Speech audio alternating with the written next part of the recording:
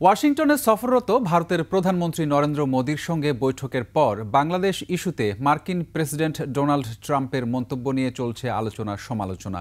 ভারতীয় বিভিন্ন গণমাধ্যম ট্রাম্পের মন্তব্য ভুলভাবে ব্যাখ্যা করলেও মার্কিন কূটনৈতিক ও বিশেষজ্ঞরা বলছেন ভিন্ন কথা। সামাজিক যোগাযোগ মাধ্যমে দেয়া পোস্টে জানান, দায়িত্ব নয়, মোদিকে বাংলাদেশ নিয়ে কথা বলার সুযোগ দিয়েছেন ট্রাম্প। বিস্তারিত দুলি মল্লিকের ডেস্ক রিপোর্টে। ওয়াশিংটনে ভারতের প্রধানমন্ত্রী নরেন্দ্র মোদির সঙ্গে মার্কিন প্রেসিডেন্ট ডোনাল্ড ট্রাম্পের দ্বিপাক্ষিক বৈঠকে বাংলাদেশ ইস্যু নিয়ে যে আলোচনা হবে তার ইঙ্গিত আগেই দিয়েছিল দিল্লি। ওভাল অফিসে কাঙ্ক্ষিত এই ইস্যু নিয়ে সাংবাদিকের প্রশ্ন, বাংলাদেশে সম্প্রতি রাজনৈতিক পট পরিবর্তনে বাইডেন প্রশাসনের ডিপ স্টেটের ভূমিকা ছিল কিনা, যার স্পষ্ট জবাব দেন ট্রাম্প। এরপরই পাশে বসে থাকা মোদিকে ইঙ্গিত করে বাকি উত্তর দেওয়ার জন্য বলেন ট্রাম্প।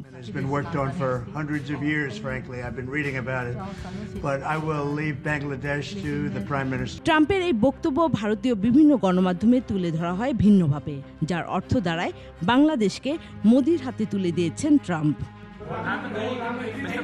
তবে ভারতীয় গণমাধ্যমের এসব শিরোনাম কতটা সঠিক ও গ্রহণযোগ্য তার ব্যাখ্যা দেন কূটনীতিক ও বিশেষজ্ঞরা।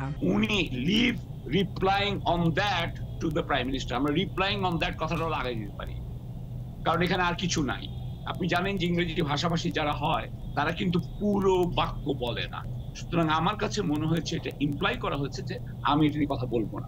মার্কিন পররাষ্ট্র দপ্তরের অবসরপ্রাপ্ত কূটনীতিক জন এফ ড্যানিলোভিচ বলেন, বাংলাদেশ সম্পর্কে মন্তব্য করতে চান না, তাই মোদিকে কথা বলার সুযোগ দিয়েছেন।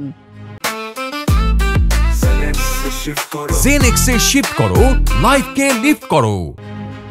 যুক্তরাষ্ট্রের দক্ষিণ এশিয়া বিষয়ক বিশেষজ্ঞ মাইকেল কুগেলম্যান বলেন, যা সম্পর্কে খুব বেশি জানেন না ট্রাম্প, তা নিয়ে মন্তব্য করতে চাননি।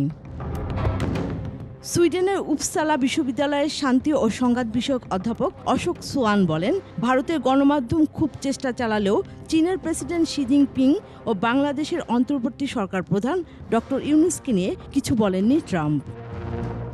ছাত্র জনতার গণ অভ্যুত্থানে শেখ হাসিনা সরকারের পতনের পর থেকেই মোদি সরকার সহ ভারতের গণমাধ্যম বাংলাদেশের অন্তর্বর্তী সরকার নিয়ে অপতৎপরতা চালাচ্ছে।